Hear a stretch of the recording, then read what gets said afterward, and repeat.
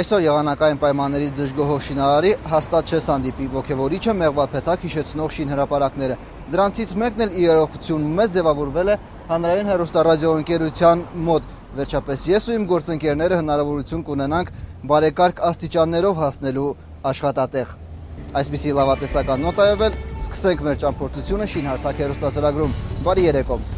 Մայրաքաղաքի հուշահամալիրի տարածքում շարունակվում են կառուցապատման եւ բարեկարգման աշխատանքները։ Նախապատրաստական ինչ աշխատանքներ են իրականացվում մայրաքաղաքում, ինչպես է տատանվում անշարժ գույքի գների կորը, քաղաքային ագարակներ, կանաչ երազանքից իրականություն ընդամենը մեկ քայլ, ճախրոխտներն ընդդեմ սեյսմիկ վտանգների, աշխարհի ամենաբարձր հեռուստաաշտարակի շինարարության ավարտից մինչև King Cross պատմական երկաթգծի շինարարության ավարտ, առաջիկա րոպեներին։ Հաղթանակի տոնի պաշտպանության բանակի եւ Շուշիի ազատագրման 20-րդ տարեդարձին նվիրված միջոցառումներին ընթരാճ ճանապարհաշինարարական աշխատանքներից բացի Արցախի շինարարներն իրենց ուժերը կենտրոնացրել են մի քանի ուղղությամբ։ Կարեն Շահրամանյանը նախատեսվող աշխատանքների մի ամբողջ ցանկ է ներկայացնում, որոնք պետք է ավարտվեն ոչ ուշ, քան մեկ ամսից։ Ստեփանագերտ քաղաքի ասֆալտապատ փողոցների բարեկարգման, փոսային վերանորոգման, ինչպես գիտենք, վերջին տարիներին Ստեփանագերտ քաղաքում շրջօրաջրամատակարարման ծրագրի իրականացման շրջանակում բազմաթիվ փողոցներ ենթարկվել են, փողոցներում իրականացվել են խարամուղու կառուցման աշխատանքներ, ջրամատակարարման խողովակների տեղադրման աշխատանքներ եւ փողոցները արդեն ենթակային վերանորոգման, նորից ասֆալտապատման։ Եվ այդ կապակցությամբ մենք արդեն կատարել ենք ծավալների ճշտումներ։ Մոտ 19-ից 20,000 քառակուսի մետր ասֆալտապատման աշխատանք կկատարվի մայրաքաղաքում։ Ասել է, թե Ստեփանակերտի անբարեկարգ ճանապարհների մի մասը վերջապես կմնա անցյալում։ Աշխատանքները կմեկնարկեն մայրաքաղաքի կենտրոնական փողոցներից։ Շնորհիվ իրականացնվելու են կենտրոնական եւ նրան հարակից փողոցները, որովհետեւ կապված եղանակային պայմանների հետ կարող է հնարավորություն չլինել լրիվությամբ մայիսի 9-ին ավարտել։ Որակական կողմը լինելու է նախարարության մասնագետների ուշադրության կենտրոնում։ Ասֆալտապատող խոշոր ընկերությունների պատասխանատուներն արդեն ստացել են քաղաքաշինության նախարարի համապատասխան հանրարարականը, ապահովել աշխատանքների բարձր որակը ցանկացած գնով։ Որակի ուղղությամբ ոչ մի խնդիր լինել չի կարող, մենք խիստ վերահսկողություն ենք իրականացնելու ասֆալտապատման աշխատանքների իրականացնող կազմակերպությունների հետ, 4 թվով 4 կազմակերպությունների հետ կնքվելու են պայմանագրեր եւ անհրաժեշտ ծավալներով, համապատասխան ծավալներով իրենք իրականացնելու են այդ աշխատանքները։ Բաշխված է արդեն ըստ փողոցների կազմված են ծավալները եւ կատարված է բաշխում այդ կազմակերպությունների միջև եւ նշված ժամանակում մենք ձգտելու ենք ավարտին հասնել այդ աշխատանքները, քանի որ մենք այդ աշխատանքներում բիտումը ձեռք ենք բերում Իրանի Իսլամական Հանրապետությունից եւ արդեն հանձնարարվել է ժամանակին պատվիրել անհրաժեշտ քանակությամբ բիտում, որը պետք է հասցնենք մեր հանրապետություն եւ իրականացնենք այդ աշխատանքները։ Աշխատանքների գերակշիռ մասը բաժին է ընկնում վերածննդի հրապարակին։ Շուտով այստեղ կսկսվեն ասֆալտապատման ու հարակից շինարարական այլ աշխատանքներ։ Կենտրոնական հրապարակը պետք է ասֆալտապատվի, այնտեղ մենք իրականացնելու ենք ծառերի կտրման, եզրաքարերի վերանորոգման եւ ընդհանուր հրապարակի ասֆալտապատման աշխատանքներ։ Հրապարակում նաեւ իրականացնվելու է բեմի աջ եւ ձախ կողմերում կանգնելու տեղերի կառուցման աշխատանքները, հարթակների կառուցման աշխատանքները։ Հաղթանակի տոնի պաշտպանության բանակի եւ Շուշիի ազատագրման 20-րդ տարեդարձին ընթരാճ կբարեկարգվի Շուշիի տանկ հուշարձանի թեքողին, կավարտվեն նաեւ Ստեփանակերտի հուշահամալիրի կենտրոնական մասի աշխատանքները։ Հուշահամալիրում են ընթանում վերակառուցման աշխատանքներ եւ այդ կենտրոնական մասը հուշահամալիրի մայիսի 9-ին մենք հանձնելու ենք շահագործման։ Շուշի քաղաքում մենք իրականացնում ենք Շուշի տանկ հուշահամալիրում թեքուղու կառուցման աշխատանքները, որը հնարավորություն կտա մեր հաշմանդամներին անխափան բարձրանալ տանկ հուշահամալիր եւ իրենց դուրքը մատուցել Շուշի քաղաքի համար զոհված ազատամարտիկների հիշատակին։ Այս բոլոր օբյեկտներում այսօրվա դրությամբ ընթանում են աշխատանքներ, մենք ֆինանսական ոչ մի խնդիրներ չունենք, բոլոր միջոցները նախատեսված են։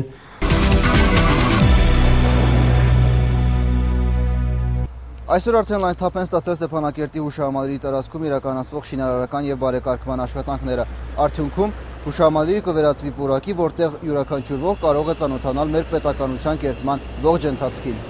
37 տարի առաջ Լեռնային Ղարաբաղի մարզկենտրոնում կառուցվել հայրենական մեծ պատերազմին արցախցիների մասնակցությունը խորհրդանշող համալիրը։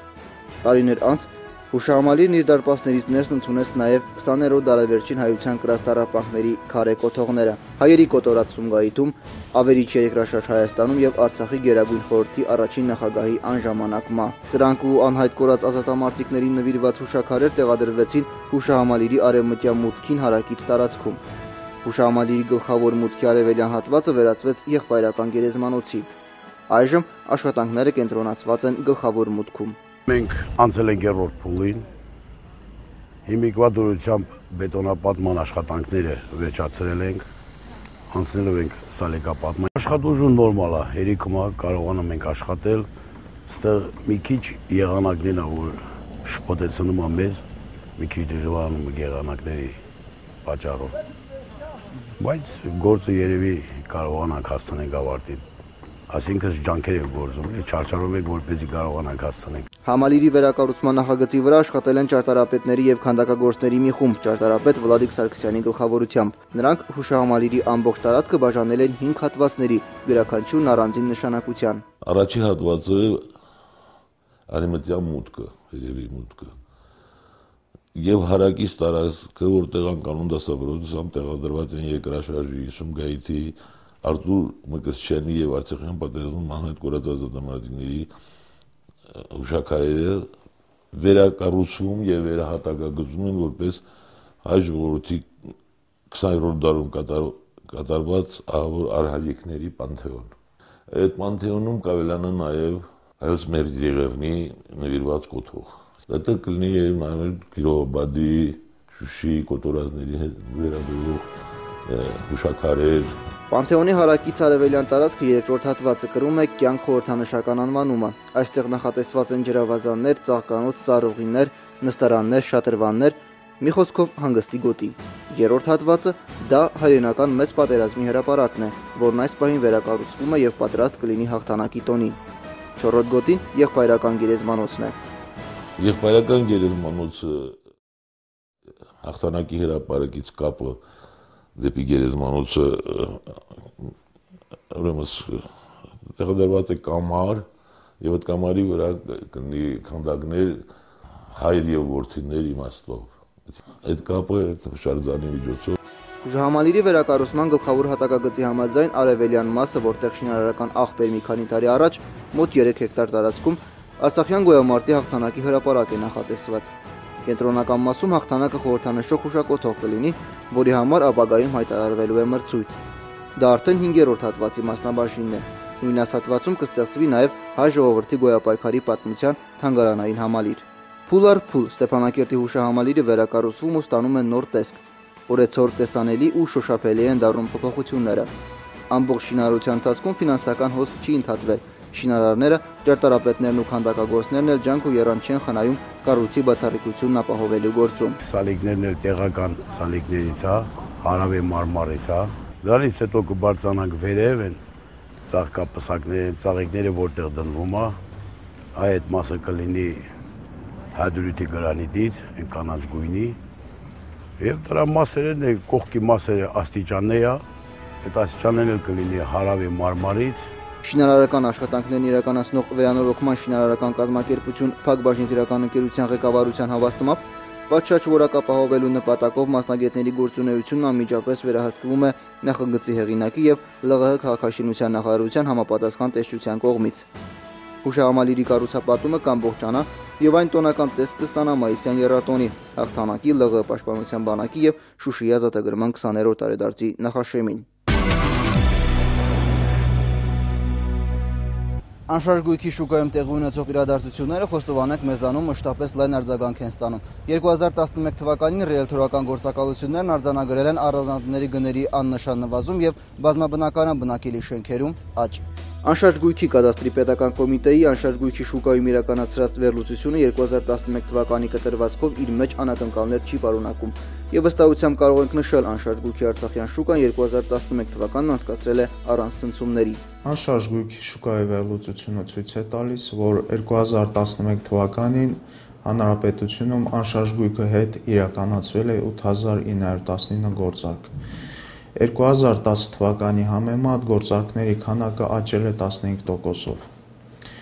Աճը հիմնականում արձանագրվել է գրավադրման եւ առուվաճառքի գործարքներում։ Այսպես 2011 թվականին իրականացվել է 1388 միավոր անշարժ գույքի առուվաճառքի գործարք, աճը 2010 թվականի համեմատ կազմել է 18.5% եւ 2104 գործարք գրավադրման, այստեղ նույնպես աճ է արձանագրվել 16.6%-ով։ 2011 թվականին հանրապետության շրջաններում գրանցված ընդհանուր գործարքներն ըստ գույքի տեսակների ունեն հետևյալ բաշխվածությունը։ Բազմաբնակարան բնակելի շենքերի բնակարաններ 1814, արտադրական նշանակության օբյեկտներ 396, առանձնատներ 2848, հասարակական նշանակության օբյեկտներ 1135, հողամասեր 2430, ավտոտնակներ 296։ 2011 թվականին անշարժ գույքի նկատմամբ իրավունքների պետական առաջնային գրանցումները կազմել են 29%, իսկ մասնավորեցման գործարքները 0.7%։ Հաշվետու տարում անշարժ գույքի նկատմամբ իրականացվել է 7755 գործարքներից ցակող իրավունքների պետական գրանցում։ Անշարժ գույքի նկատմամբ իրավունքների պետական գրանցումների քանակի առավել բարձր տոկոսաչափ արձանագրվել է Ստեփանակերտում 43.2%, իսկ ցածրը 4.4% Հադրութի շրջանում։ Շուկայի դիտարկումները ցույց են տվել, որ 2011 թվականին անշարժ գույքի գները էականորեն չեն փոխվել։ Չնչին նվազել են առանձնատների արժեքները բոլոր շրջաններում,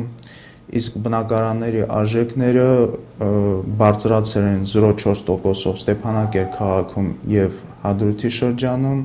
եւ 2.7%-ով Շուշի քաղաքում։ Հանրապետության մյուս շրջաններում գները նվազել են բնակարանների, Ասկերանում եւ Մարտակերտում 0.5%-ով, իսկ Մարտունու շրջանում 4.2%-ով։ Շուկայական միջին գները ձևավորվել են կոմիտեի կողմից կատարված հարցումների եւ ռիելթորական գործակալություններում առաջարկվող գների վերլուծության արդյունքում, հիմք ունենալով 2010-2011 թվականներին հանրապետության մի քանի քաղաքային համայնքներում անհատական բնակելի տների առուվաճառքների պայմանագրային գները։ 2011 թվականին արձանագրված բնակարանների 1 քառակուսի մետրի միջին արժեքները հետևյալն են. Ստեփանակերտ քաղաքում 230,000 դրամ, Ասկերանում 45,000 դրամ, Մարտունիում 41,500 դրամ, Մարտակերտում 24,250 դրամ, Շուշի քաղաքում 60,000 դրամ եւ Հադրութում 21,250 դրամ։ Իրականացված գործընթացների մասին այժմ առավել մանրամասը։ 2011 թվականին հանրապետությունում միայն բազմաբնակարան շենքերի բնակարանների նկատմամբ իրականացվել է 319 առուվաճառքի գործարքներից ցակող իրավունքների պետական գրանցում, որոնց քանակը 2010 թվականի համեմատ աճել է 27.6%-ով, իսկ 2009 թվականի համեմատ 23.6%-ով։ Բազմաբնակարան շենքերի բնակարանների առուվաճառքի գործարքների բարձր տոկոսաչափ գրանցվել է Ստեփանակերտում 60.2%։ Արցախցիներն առանձնակի հետաքրքրություն են ցուցաբերել առանձնատների նկատմամբ։ Անցյալ տարի հանրապետությունում առանձնատների նկատմամբ իրականացվել է 218 առուվաճառքների գործարքներից ցակող իրավունքների պետական գրանցում, որոնց քանակը 2010 թվականի համեմատ աճել է 15.3%-ով, իսկ 2009 թվականի համեմատ 21.8%-ով։ Առանձնատների առուվաճառքների գործարքների քանակի բարձր տոկոսաչափ գրանցվել է կրկին մայրաքաղաքում 32.6%։ 2011 թվականին հանրապետությունում հասարակական նշանակության օբյեկտների նկատմամբ իրականացվել է 104 առուվաճառքի գործարքներից ցակող իրավունքների պետական գրանցում։ Հողամասերի նկատմամբ 667 առուվաճառքի գործարք է իրականացվել։ Այստեղ բարձր տոկոսաչափ գրանցվել է Ասկերանի շրջանում 32.4%։ Ճապոնական Air Denshin Systems ընկերությունը մշակել է այնպիսի համակարգ, որը երկրաշարժի ժամանակ շինությանը հնարավորություն է տալիս բարձրանալ հիմքից եւ ճախրել։ Air Denshin Systems-ի տարածած հայտարարության մեջ նշվում է, որ ստեղծված տեխնոլոգիան ոչ միայն արդյունավետ է, այլև մոտ 3 անգամ ավելի էժան, քան ներկայումս կիրառվող նմանատիպ այլ տեխնոլոգիաներ։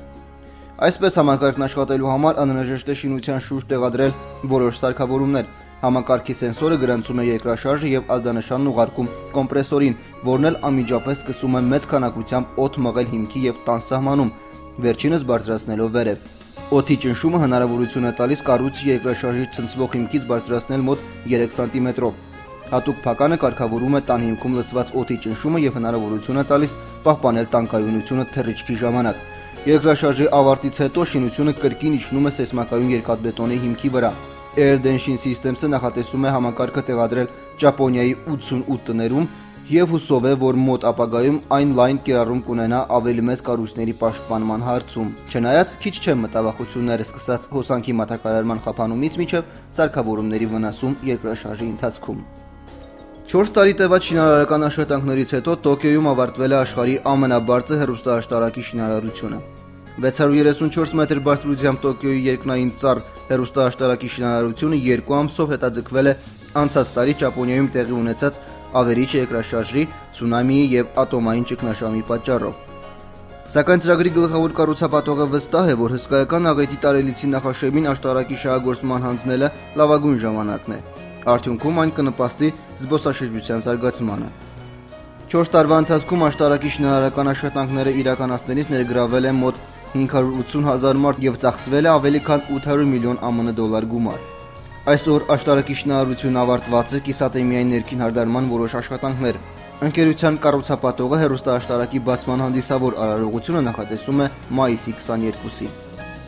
Աշխարհի ամենաբարձր հեռուստաաշտարակը գտնվում է Տոկիոյի Սումիդա թաղամասի Ասակուսա շրջանում։ Իդեպ Տոկիոյի երկնային ծառ աշտարակը աշխարհի երկրորդ ամենաբարձր շինությունն է, Դուբայի 828 մետր բարձրությամբ Բուրջ Խալիֆից հետո։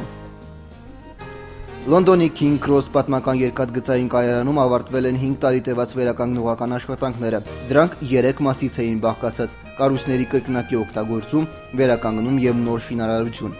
Տանիքները եւ որոշ շինություններ վերանորոգվել են եւ կրկին օգտագործվել։ Կայարանի պատմական նշանակության ճակատը զգուշորեն եւ մանրակրկիտ վերանորոգվել է, իսկ ահա կայարանի արևմտյան մասում նոր տանիք է կառուցվել։ Արևմտյան մասը ծածկում է 150 մետր թռիչքով ապակեպատ տանիքը, որն այս տարածքը լցնում է բնական լույսով։ 784 միլիոն ԱՄՆ արժողության վերականգնողական ծրագրի ընթացքում բարելավվել են ուղևորների երթևեկության պայմանները, տեղադրվել են արևային ֆոտովոլտաիկ համակարգեր, ինչպես նաև երկաթգծային հարթակներում նոր լուսավորություն է տեղադրվել։ Նշենք նաև, որ վերանորոգման աշխատանքներում ներգրավել են 5000 մարդ, օգտագործվել է մոտ 1000 տոննա պողպատ, 1 միլիոն հատուկ պատրաստված պատմական աղյուսներ եւ 5 միլիոն կերամիկական սալիկներ, 5 միլիոն մետր բարձրությամբ լարեր։ Քանի որ կայարանի շենքն ընդգրկված է առաջին մակարդակի պատմական շինությունների ցանկում, ապա վերականգնման ժամանակ մասնագետները պարտավոր էին աշխատանքները կազմակերպել այնպես, որ կայարանի ճակատը անփոփոխ մնար։ Վերանորոգումն իրականացվել է մանրակրկիտ եւ բարձր մակարդակով։ Կառույցի դիմային հատվածը մնացել է անփոփոխ, զուգահեռ բացվել են ուղևորների եւ երկաթգծային աշխատողների համար նոր սրահներ, գրասենյակներ, ինչպես նաեւ սրճարաններ, բարեր ու առևտրային կենտրոններ։ King Cross երկաթգծային կայարանը կառուցվել է 1852 թվականին Լոնդոնի կենտրոնական հատվածի հյուսիսային մասում եւ անվանվել ի պատիվ Լոնդոնի King Cross շրջանի։ Կայարանի կառուցման նախագիծն առաջին անգամ ներկայացվել է 1848 թվականի դեկտեմբերին։